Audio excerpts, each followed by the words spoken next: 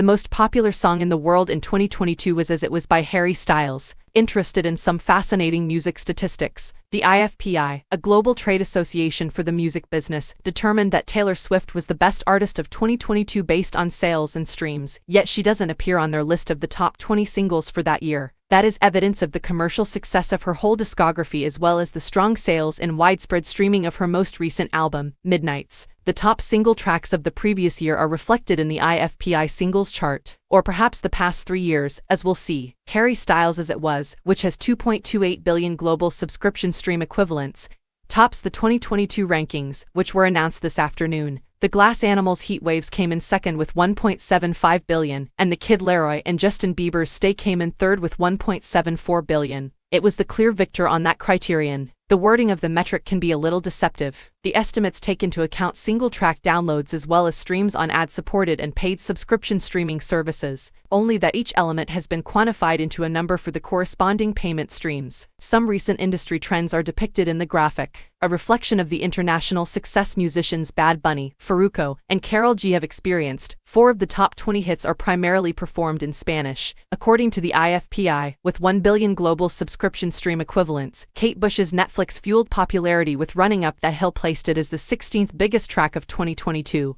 The graph demonstrates the notable longevity of some of the biggest singles from the streaming age, especially those performed by The Weeknd, with 2.72 billion subscription stream equivalents in 2020.